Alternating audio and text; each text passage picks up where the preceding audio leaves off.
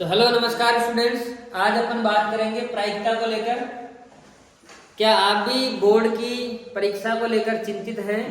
तो अब आपकी चिंता को दूर करिए, मैं आपके लिए लेकर आया हूँ प्रायिकता के वो इम्पोर्टेंट क्वेश्चन जो हूबहू 10th बोर्ड के पेपर में छपने वाले हैं और आपके 10 नंबर पक्के। तो चलिए शुरू करते हैं। 14.1 का जो 8वां क्वेश्चन है दोस्तों, इम्पोर्टेंट लगा लेना, वेरी वेरी मोस्ट इम्पोर्टेंट सवाल है ये आपको बोर्ड पेपर में हूबहू देखने को मिलेगा और 6 नंबर का सवाल आएगा। तो देखिए क्या पूछा जा रहा है कि एक थैले में 3 लाल गेंदे हैं और 5 काली गेंदे हैं। इस थैले में एक गेंद को यदृच्छा निकाली जाती है, तो इसकी प्रायिकता क्या होगी कि जो गेंद निकाली गई है वो लाल हो या फिर वो लाल नहीं हो। तो देखिए कि जैसे ये आपके पास एक थैला है और इस थैले में 3 तो है लाल गेंद और 5 है काली गेंदें। तो मैं गेंद बना लेता हूँ। सपोज दैट ये 3 गेंदें हैं लाल वाली और ये 5 गेंदें हैं काली वाली। अब इस थैले में इन 5 गेंदों को रखा अपन ने और इसको क्या कर दिया अपन ने, मिक्स कर दिया। तो बाहर देखने से पता नहीं चल रहा है कि लाल गेंद कहाँ रखी हुई है और काली गेंद कहाँ रखी हुई है। तो टोटल गेंद कितनी हो गई, 3 ये वाली और 5 ये वाली, मिलाकर कुल गेंद कितनी हो रही है, 8। तो सबसे पहले आपको ये पता करना होता है प्रायिकता के सवाल में कि कुल घटनाएं कितनी घट सकती है। तो यहाँ पे 3 गेंद ये है और 5 ये है।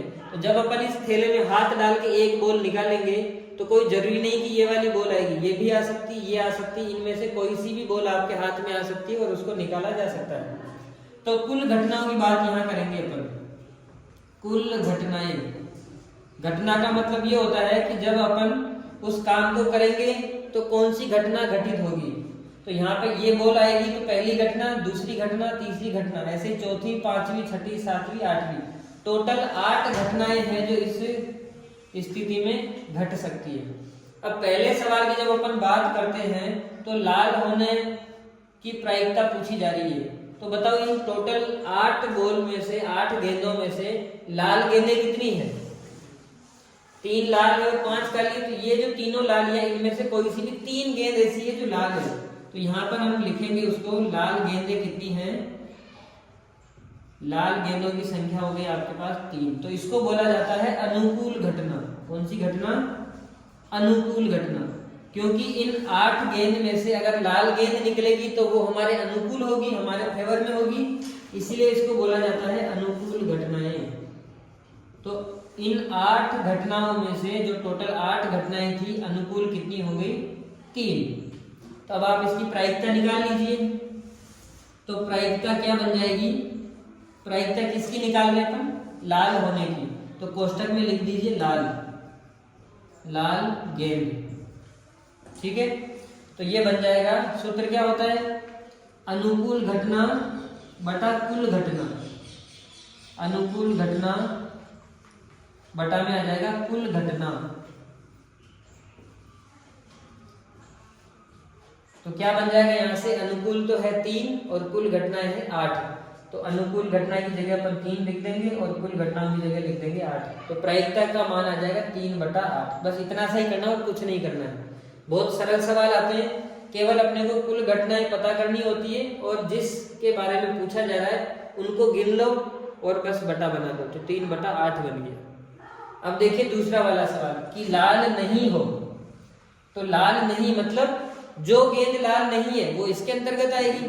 तो कौन सी गेंदें, 3 गेंदें तो लाल थी, ये भी लाल और ये तीनों भी लाल।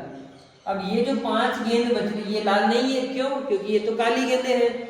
तो इस घटना के लिए आ जाएगी अनुकूल घटनाएं कितनी, 5 गेंद जो लाल नहीं है। क्या पूछा जा रहा है, लाल नहीं। तो 5 गेंद हो गई। तो अनुकूल घटनाएं इस बार बनेगी 5 और कुल घटनाएं तो सेम रहेगी। इस बार भी कुल घटनाएं कितनी है, 8 ही है, क्योंकि कुल बॉल 8 है। तो इस बार प्रायिकता हो जाएगी आपकी, प्रायिकता कौन सी, लाल नहीं। तो कोष्टक के अंदर लिख देंगे अपन लाल नहीं। तो कितना बन जाएगा, अनुकूल बटा कुल, मतलब 5/8। बस ये आंसर हो गया। बस ये ध्यान रखना कई स्टूडेंट क्या करते हैं, इसको उल्टा लिख देते हैं, कुल घटना को ऊपर लिख देते हैं और अनुकूल को नीचे लिख देते हैं, तो वो क्या हो जाता है कि सवाल गलत हो जाता है। इसलिए आपको ध्यान रखना है कि जो कुल घटनाएं होती है उसको बटा में लिखना है और अनुकूल वाली को ऊपर लिखना है। तो इसको आप समझिए, मैं लेके आता हूं आपके लिए अगला क्वेश्चन। तो देखिए स्टूडेंट्स, अगला सवाल आपके सामने, एक डिब्बे में 5 लाल कंचे, 8 सफेद कंचे और 4 हरे कंचे हैं। इस डिब्बे में से एक कंचा यदृच्छा निकाला जाता है, तो इसकी क्या प्रायिकता है कि निकाला गया कंचा क्या हो, लाल हो। दूसरा सवाल पूछा जा रहा है सफेद है और तीसरा है हरा नहीं है। तो देखिए पहले सवाल में क्या बात करेंगे, अपने को दो ही चीजें निकालनी होती है, एक तो अनुकूल घटना और एक कुल घटना, अनुकूल घटना और कुल घटना। तो कुल घटना जो भी बनेगी तीनों केस में समान रहेगी, तो तीनों केस में कुल घटना को सेम रख लेते हैं। देखिए तो कुल घटना जितने कंचे हैं वो कुल घटना हो जाएगी, 5 लाल है, 8 सफेद और 4 हरे, कुल कितने हो गए 5, 8, 13 और 4 17। तो कुल घटनाएं बनेगी आपकी 17, क्योंकि इस डिब्बे में से कंचा जब आप निकालोगे तो 17 कंचों में से कोई सा भी एक कंचा आपके हाथ में आ सकता है। अब पहला सवाल बात करा है लाल कंचे की, तो इस पहले सवाल के लिए जब आप इसका हल निकालोगे तो अनुकूल घटनाएं कितनी बनेंगी, लाल कंचे कितने हैं 5, तो अनुकूल घटना बन जाएगी 5। जब सेकंड वाले सवाल की बात करते हैं सफेद कंचे की, तो सफेद कंचे कितने हैं 8, तो इस सेकंड वाले के लिए अनुकूल घटनाएं बन जाएंगी आपकी 8।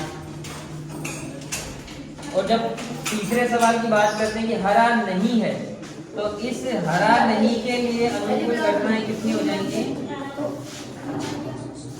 हरा नहीं के लिए अनुकूल घटनाएं बनेंगी, देखो हरे को काउंट नहीं करना है, बाकी दोनों कंचे आप काउंट करोगे।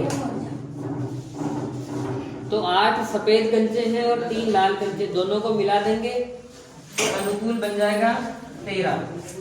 8 + 5 कितने हो गए, क्योंकि ये भी हरे नहीं है ये भी हरे नहीं है। तो जब हरा कंचा नहीं होगा तब की बात चल रही है अपनी, तो 5 लाल कंचे हैं और 8 सफेद है, तो दोनों ही हरे नहीं है, तो दोनों को मिला लेंगे तो अनुकूल बन जाएंगे 13। अब तीनों केस में अपन प्रायिकता लिख देते सीधा सा, तो इसमें देखना प्रायिकता कितनी बन जाएगी, क्या फॉर्मूला होता है प्रायिकता का, अनुकूल बटा कुल, अनुकूल बटा कुल घटनाएं। तो अनुकूल घटनाएं है 5 और कुल घटनाएं 17, तो इसकी प्रायिकता होगी 5/17। सेकंड वाले केस में सफेद नहीं है, तो इसमें आपकी प्रायिकता बन जाएगी अनुकूल बटा कुल, तो 8 बटा बन जाएगा 17। ऐसे ही तीसरे वाले सवाल के लिए आपको जब हरा नहीं होगा तो प्रायिकता बन जाएगी अनुकूल और बटा में कुल, तो ये बन जाएगा 13/17। बस इतने से सरल सवाल है, और कुछ भी नहीं करना होता इनमें, आपको अनुकूल बटा कुल लिखना है और ये आंसर आ गए। तो अगर आपको वीडियो पसंद आ रहा है, मेरे समझाने का तरीका आपको अच्छा लग रहा है, तो वीडियो को लाइक करिए और आप अपने दोस्तों के साथ में इसको शेयर करिए। तो चलिए मिलते हैं अगले वीडियो में अगले इम्पोर्टेंट सवाल के साथ, तब तक के लिए थैंक यू, जय हिंद।